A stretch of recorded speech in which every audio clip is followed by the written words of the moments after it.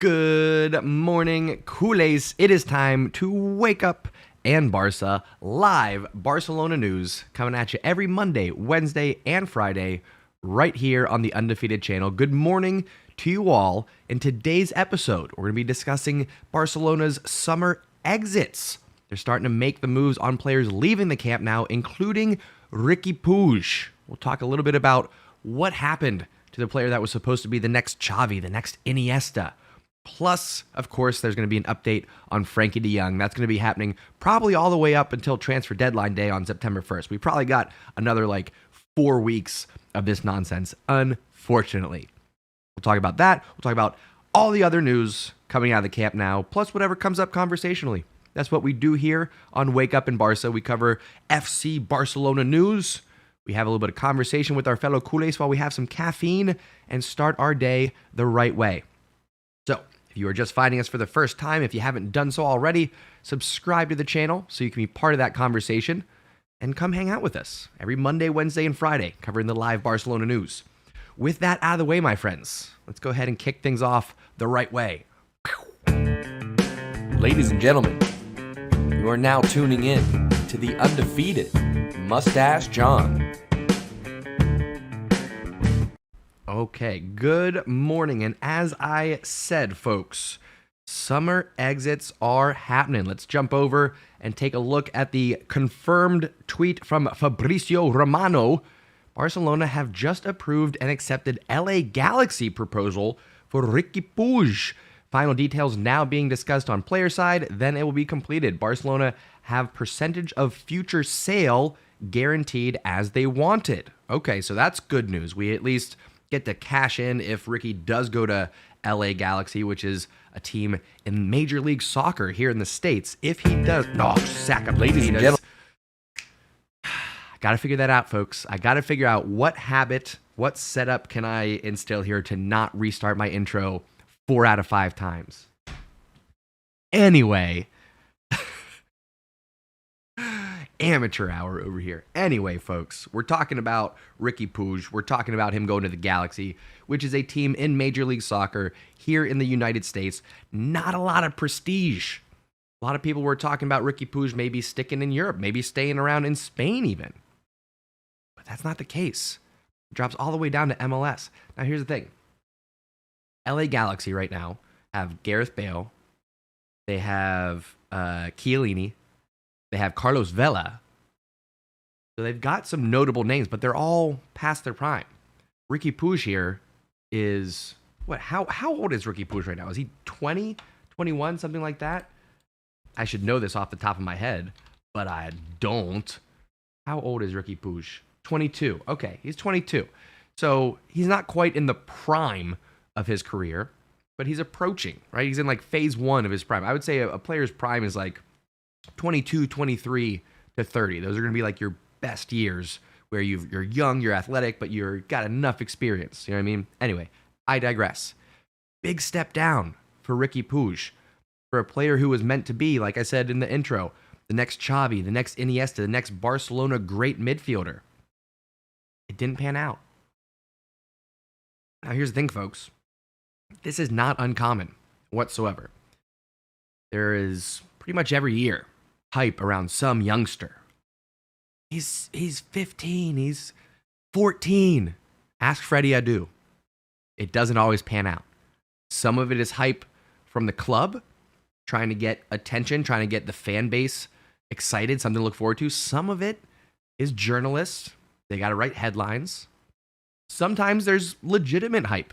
Players, score a incredible amount of goals or assists or just are outclassing everybody else on the pitch. That does happen.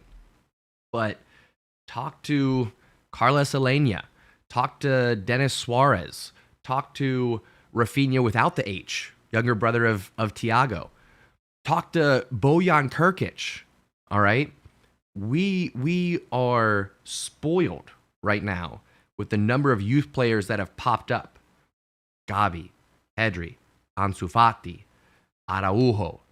It's rare for players with that much hype around them to actually come into fruition, to actually fulfill their potential. So to see Riqui Puig unfortunately not fulfill his. For it to be time to move on, to cut ties, I'm not that surprised. Okay, Riqui Puig, in 4 years on being on the first team, has gone through 4, technically 5 managers. Valverde, Setien, Coleman, Sergi Berjuan just for a couple weeks as an interim, and then Xavi. All 5 managers passed, said, nah, Ricky, you're not ready. 5 managers, 2 presidents, 2 goals. Not a lot to speak to for Riqui Puig's senior career, unfortunately. Okay, I was pulling for him, but I think by the time Xavi came in, gave him some playing time, had a few starts, you'd see a spark, you'd see a flash, but nothing consistent. He was a little bit too spastic on the pitch, a little bit too sporadic. Not enough, we'll say. Not enough. So Riqui Puig moves on.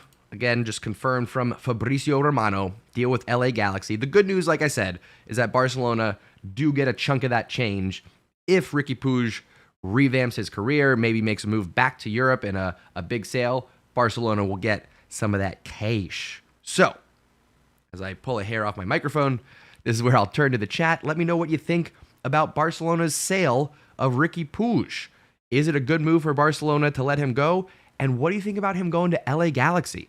I'm going to turn to the chat. I'm going to get your thoughts, say my good mornings. But if you're watching this on replay, let me know down in the comments, what do you think about this Riqui Puig move? And for everybody watching, live or on replay, let's take just a moment, hit that like button before we go anywhere else, because it does really help out in terms of getting eyes on the channel, getting the algorithm going. So show your love, show your appreciation. Hit that like button one time for me while we turn to the chat and get caught up with the Stash Squad. Good morning to you all. I see Kyle Cash is in the house. Thank you for resetting the counter. It happens. Mistakes galore. Harry says LA Galaxy doesn't have Bale. That's LAFC. Oh, my bad. I'm confusing the Galaxy and LAFC. LAFC also have Carlos Vela. Am I right? LA teams in the MLS. What are you going to do? What are you going to do? Reset the counter again. Pierre Silvan says LA Galaxy has Chicharito. There we go. Thank you. Felipe says Bojan is still in the MLS, isn't he? He might be. He also might be retired at this point. I don't even know. Bojan Krkic, Spanish soccer player. Where are we at, Bojan? He is currently playing for J1 League Club Vissel. Oh, I knew that. He's over there playing in Japan with Andres Iniesta at Vissel Kobe. That makes sense. Let's see what he did. 14 matches, 0 goals. Ay. That's tough, you guys. He was at Montreal in the MLS. 8 matches, 3 goals, 19 and 4. He's at Stoke City. Yeah, just not for someone who I think he was either on pace or did break the scoring record for Barcelona youth team players. He was, I think, being touted as the man of 1,000. Excuse me, clear my throat. The man of 1,000 goals. Didn't happen. Did not happen, folks. Ovi, good morning to you, sir. Winston, hello. Winston says, I wish Ricky well in the MLS. Of course we wish him well. I think he'll do good things, but here's the problem. He is going from a club of top talent around him down to MLS. MLS is fun to watch, okay? I'm not dumping on the league. I support FC Cincinnati. It's a fun league. I enjoy going to the matches, but it's not top-level talent. We can all admit that. So it'll be a pretty big step down for Riqui Puig. Yes, Kyle, reminding everybody, hit that like button. Make sure we keep that going. Rishi, how we doing? Good morning to you. Chris E says, question, hypothetically, if we were to receive an offer of 60 million to 80 million euros for Ansu Fati, do you think the club should take it? With his injury record, despite his potential, I would take it. That's a no for me, dog. That's a, nope. That's a no for me. I'm going to start seeing if I can queue up color changes with different moods, different reactions. We'll see how that goes. Anyway, I wouldn't sell Ansu Fati for anything right now. We're not in a desperate financial situation anymore. Ansu Fati, yes, he's had a couple injuries, but you know who else had a couple injuries early in his career and had to kind of get through over a slow start? Lionel Messi. So it happens. I am nervous for Ansu Fati in this season. He didn't do the surgery. He pushed that off. He said, no, I want to just let it heal naturally and see what happens. Against doctors' wishes. So, whatever. He knows his body, I guess. But we'll see what happens. I'm hoping that he is fully fit. He stays fit. He has an amazing year, and there's no looking back. But in the preseason, as I've mentioned before and others have also echoed, there's something with Ansu. He's not fully confident in his body and in his movement right now. He's not going full pace, full force. We're not seeing full Ansu yet. So there is a tinge of skepticism, of pessimism around Ansu Fati right now. But I would never sell him. Absolutely not. Felipe says, Seattle Sounders fan here. Right on, dude. Hopefully maybe we'll see you at a FC Cincinnati game sometime. Pierre says, from the outside, it looks to me that Riqui lacks hunger and grit. Gavi has it in abundance.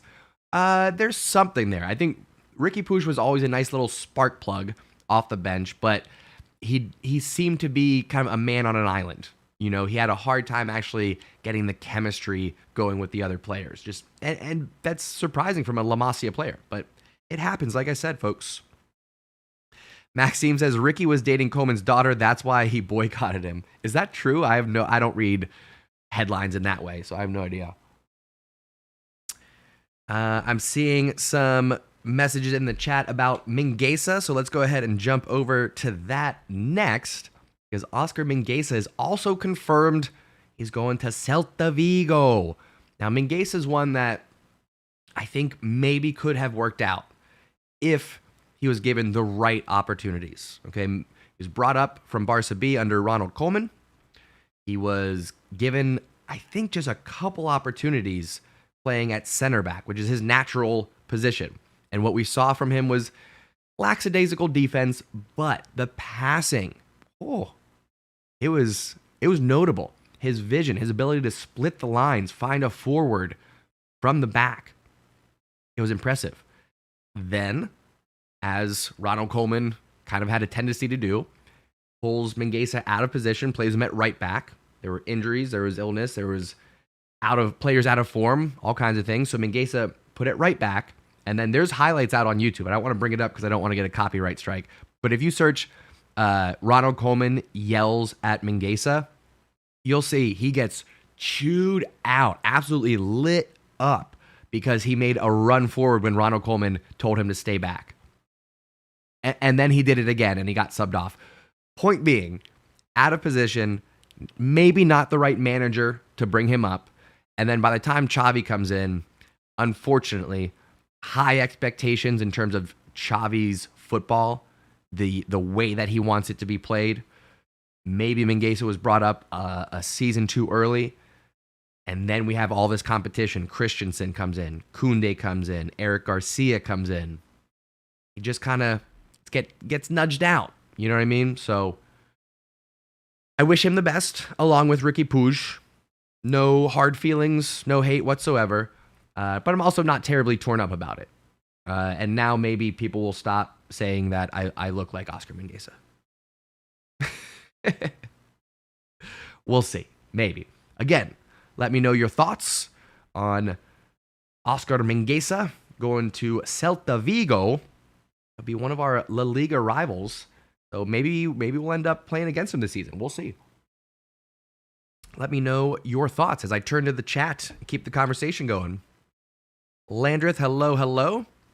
Winston said Chicago Fire fan here. Didn't know I had so many MLS fans in the house. My goodness, I guess I got to start covering FC Cincinnati content maybe. Actually, what I'm thinking about, I should probably start covering FC Cincinnati because I go to the matches. And then also, I think, as long as Jesse Marsh, Aronson, and Adams are at Leeds United in the Premier League, I'm pretty sure I'm going to order a Leeds jersey and start supporting them for this season too. I'm jumping on the Leeds bandwagon. Let's go. Leeds, the United States of Leeds, as they say. Daniel says, have you read the news of Depay? I know there was some interest from Juventus. Is there something new going on? We can jump over and get on the Twitterverse and just see what comes up first. Fabrizio Romano says, Barcelona and Memphis lawyers are in negotiations to reach an agreement on free agency. No way for 20 million fee. Depay will accept to leave Barca only in the case that he'll find the right option for his future. Memphis Depay will only consider top clubs.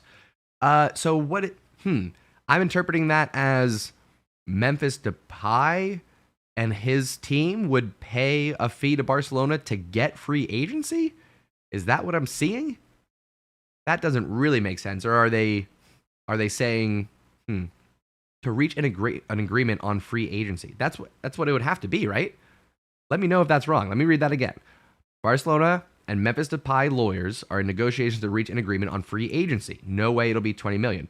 So I'm reading that as they want to buy his free agency, but they're not willing to pay 20 million, which is roughly what Barcelona think they could get on the market.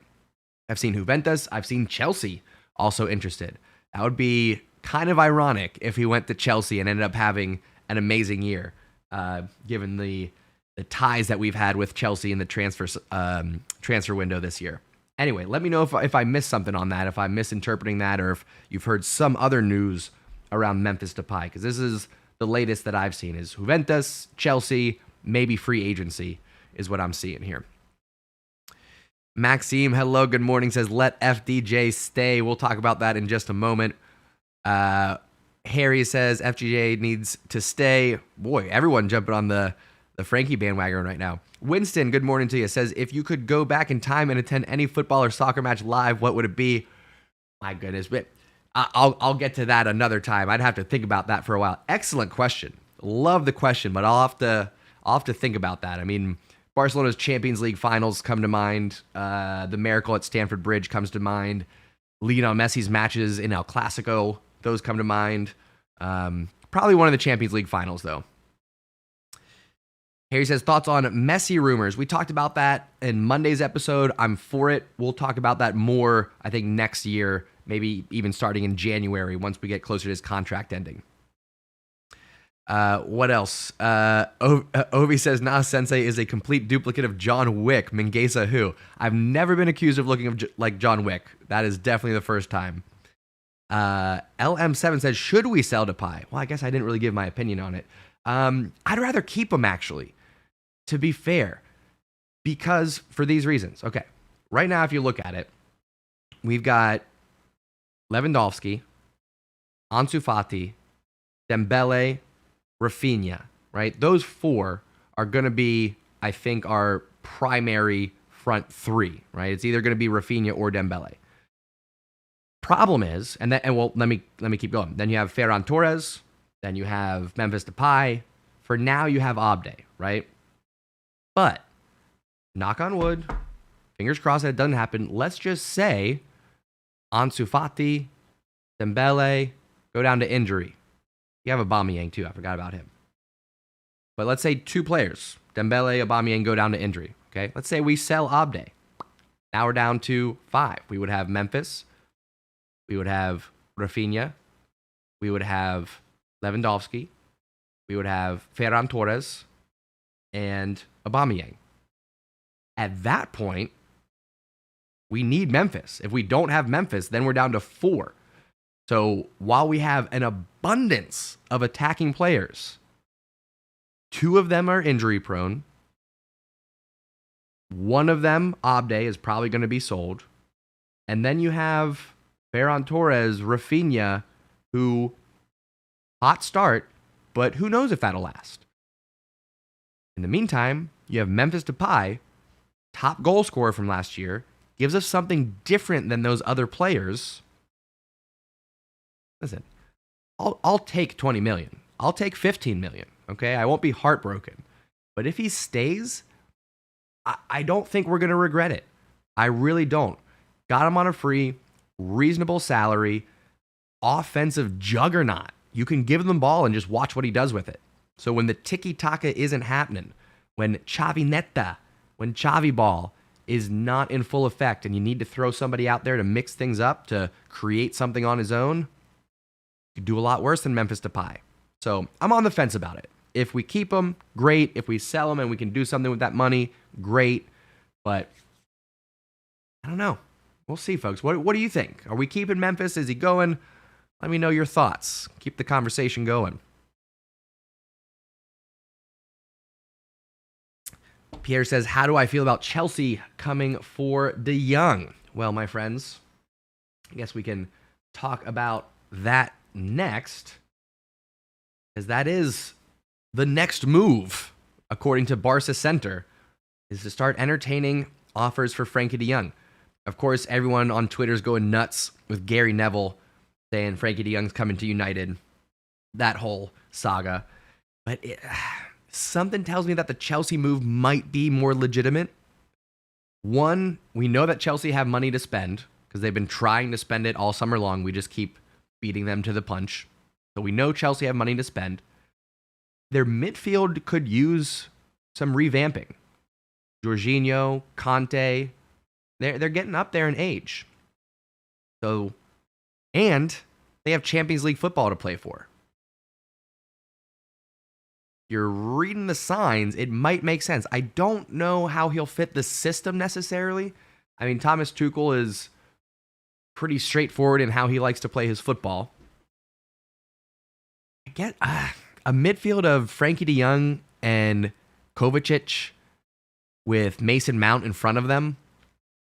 It's pretty dangerous. That's pretty dangerous. Or Conte and Frenkie De Jong with Mason Mount in front of them.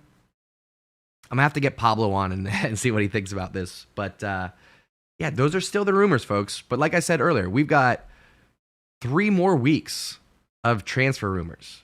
Transfer window doesn't actually end until September 1st.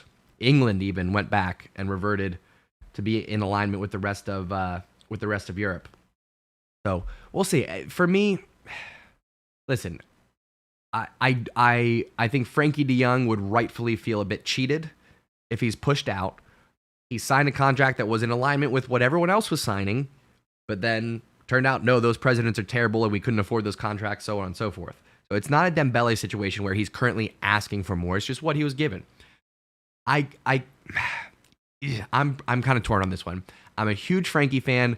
I want him to stay. I want him to be a part of this Barcelona team that we're building because it's going to be legendary. At the same time, Silva is a very exciting player. He'll basically be the counterpart to Pedri.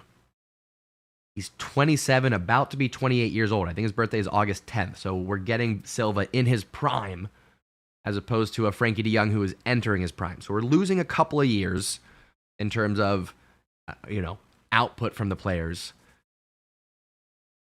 I'm a little bit torn on it, folks. I'm a little bit torn on it. I'll say this. If Frenkie leaves, I'll have to have a moment of like, womp womp, that stinks. But assuming we get Silva, I'll feel better about it. Not like, if it doesn't happen, I'm okay. If I watch Bernardo Silva teaming up with Rodri and Kevin De Bruyne under the tutelage of Pep Guardiola over in the Premier League, I'm fine with that. I'm okay enjoying that football. If we sell Frenkie and we buy Silva, I'm reluctantly okay with that. Those are my thoughts. My personal feelings. I would like to see Frenkie stay. It'd be nice. Just saying. Maxime says, can we talk about Pjanic, who is ready to take a 60% pay cut as our legend Messi would have just ready to reduce only 30? I don't know where you're reading that, Maxime, but I saw Messi was willing to take a full 50, which is actually, I think, the most that you can take. So I don't know where these numbers are coming from. Let me know in the chat, though. If there is a report coming out, I could be wrong. If there is a report coming out, let me know where you're seeing that, because my understanding is that nobody can take more than a 50% pay cut, according to La Liga. Messi was willing to take that, but even with a 50% pay cut, we weren't going to be able to get everybody registered. Just saying. Chirag, hello and good morning, says Bernardo is an upgrade over Frenkie, the perfect interior for Xavi. I can't argue with that. He'd be perfectly balanced. Pedri on the left, Silva on the right, Busi centrally. Can't argue with that. You have Nico, Kessié, Gavi coming off the bench, Pablo Torre coming off the bench. Makes sense. I get it. I totally get it. I just think, I've said this before, but Frenkie De Jong gives us some other options because he can play box to box. I'm not saying Silva won't play defense, but he doesn't have the same defensive presence than a Frenkie De Jong has. Different type of player, you know? Hey, Matinho says, bro deleted his comment. Don't know what that's in reference to, but that's okay. It's okay if you got to delete a comment here and there. People make mistakes. Chris E says, we do have a lack of naturally left-footed midfielders. So does every club.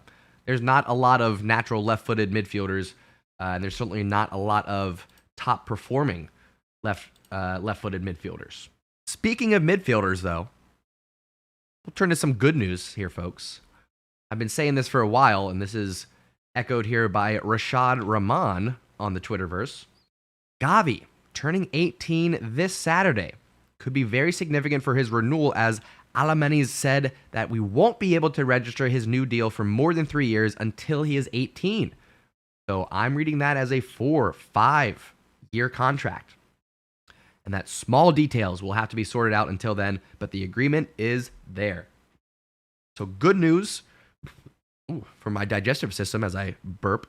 Good news for Barcelona fans. Here's what I think is going to happen. Now that Riqui Puig goes to LA Galaxy, what we're going to see is a Gavi renewal and a new number revealed. Number 6, it's got to go to Gavi. Pedri 8, Gavi 6. The future is written. It's right there. And again, just putting the pieces together. Riqui Puig was number 6. He's sold. Gavi's turning 18. He's going to sign a 4-5-year contract. It's going to be announced. He's going to reveal the new number 6. Celebration times going into the first match of the new La Liga campaign, 22-23. So I called this one early on, that Joan Laporta was going to strategically place the Gavi contract renewal to give Barcelona some excitement. We've had plenty to be excited about throughout this transfer window. Don't get me wrong. All the signings that we've brought in, Lewandowski and others, Rafinha, let's go. But Laporta has been keeping that Gavi renewal in his back pocket. Gavi renewal, number 6, as soon as he turns 18. It's happening, friends. You heard it here on the Undefeated channel. Just got to wait for that reveal, but it's happening. Guarantee it. Guarantee it. Okay. Anything else, folks? Anything else to chat about? I think that's just about it. Got a couple notifications. Nope, nothing important. Let me just jump over to Twitter one more time, see if there's anything happening in the Barcelona news. That's from Fabrizio. Already talked about that. 3 hours ago, breaking: Chelsea in direct contacts with Frenkie De Jong. Optimistic about striking a deal to beat their domestic rivals United. We talked about that a bit. Again, I'll be a little bit sad, but if we get Silva, that'll be a nice consolation prize. More about Chelsea. Riqui Puig going to LA Galaxy. Silly me, getting LA Galaxy and LAFC confused. It happens. It happens. So he'll be there with LA Galaxy. The Rock, Ferran Torres. Ferran Torres apparently is fit and healthy again. He'll be ready to go for this La Liga campaign. There's Koundé making himself a nice little espresso there. Laporta, number 9. That's going to be Lewandowski here soon. Very excited. Reportedly, Lewandowski 9. Gavi 6. We'll see. There's going to be a lot of kit number changes this year. We'll see what happens. I'm assuming that by the start of the season, we have to have everybody registered, all the numbers given out. I would assume that is the case. Numbers 1 through 25. We'll see. Anyway, that's going to do it for today, folks. Another episode in the books. FC Barcelona news live here on Wake Up in Barca every Monday, Wednesday, and Friday, like I said. Before we go, make sure you drop a like if you haven't done so already. Easiest way to show your support, and it really does help me out. Helps out the channel, helps the algorithm get some eyes on us. So drop a like before you go. Come hang out with us Friday morning. We'll be doing another episode of Wake Up in Barca. We'll maybe take a look ahead at the Joan Gamper match. I will not be live for that one. I'll be out of town again, but we'll do a little match preview on Friday. We'll talk about all the other FC Barcelona news coming out of the Camp Nou, and we'll queue up a nice weekend for everybody. All right, so subscribe to the channel if you haven't done so already. Come hang out with your fellow culés every Monday, Wednesday, and Friday. And of course, turn on notifications so you know when we're live for all of the Barcelona matches this season. Live commentary, watch-along parties. This is your place to connect with all of your fellow culés from around the world. We support the badge. We support each other. That's what we do here on the Undefeated channel. So thank you so much for coming and starting your day with me. I hope you have a wonderful day. High fives and hugs, positive interactions for everybody that you run into. And I will see you Friday right here for Wake Up and Barca. Thank you so much for tuning in and taking a ride. Mwah.